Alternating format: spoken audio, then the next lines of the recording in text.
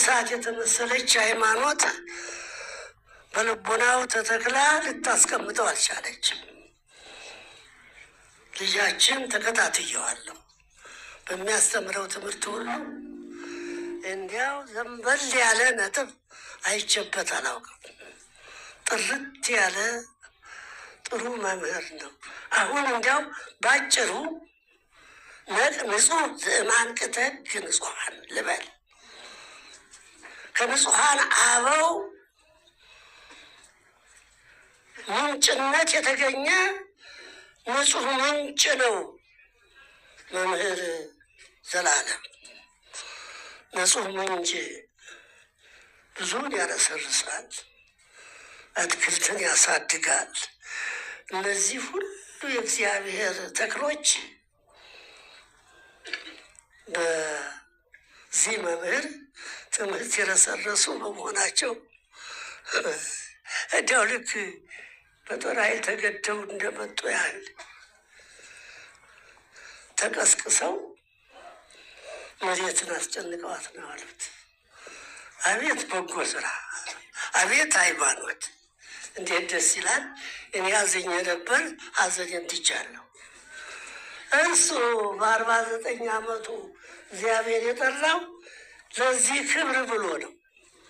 እግዚአብሔርን ማንንም አይጎዳም፣ ማንንም አይረሳም። ደግሞ የማንንም ድካም አይረሳም። ታላቅ ሊቅ ጎበዝ፣ እረፍት የሌለው እውነት ልናገር ማውቀው ከ9 ሰዓት በፊት እህል አይቀምስም። ቅድም ተናግሬያለሁ። በራሱ ላይ ቆብ የማይታይ ፍጹም መነኩሴ ነው። ከተማውን ገዳም ያደረገ ገዳማዊ መናኝ ትልቅ ሰው ነው። ስራው ሁሉ መሰከረ። እግዚአብሔር ወደደው፣ ሰው ወደደ፣ እግዚአብሔር ወደደ። በጣም ደስ ይላል። እንዴት ያለ ህዝብ ነው! እንዴት ያለ ህዝብ ነው! እቲ አባቱን የሚያከብር ውለታ የማይረሳ እጅግ ደስ የሚያሰኝ ቅዱስ ህዝብ ነው። ለእንዲህ ያለው ህዝብ ተላልፎ ቢሞቱ ቅር ይላል። 7 ጊዜ ለምን ሰዓት አልገባም? እንዲሁም እሱ በእውነት ተቃጥሎላቸዋል። እህል ሳይቀምስ በቀን 2 ጊዜ ነው የሚያስተምረው። ዓለም አቀፍ ነው። እዚህ ታይቶ አሜሪካ ነው፣ አውሮፓ ነው። በጣም የሚሮጥ ሐዋርያ። ቅድም ትናንትና ነው አባታችን አቡነ ሄኖክ የሐዋርያትን ኑሮ የኖረ ነው ብለዋል። እውነታቸው ነው። ሐዋርያት በገቡበት 1 እንጀራ እና 1 ጽዋ ውሃ ነው የሚፈልጉት። ጥሪት ቁሪት የላቸው።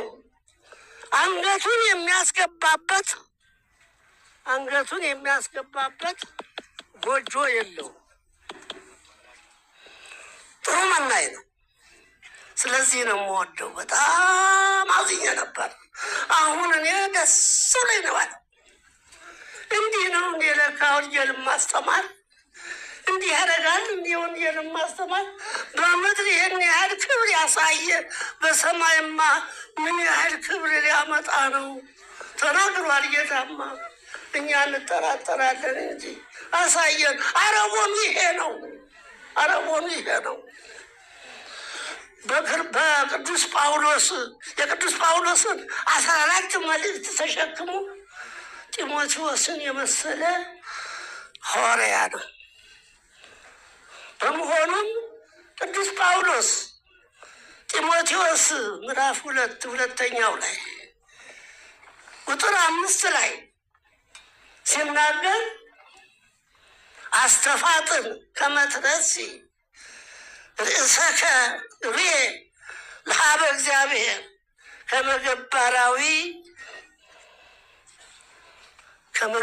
ከመገባራዊ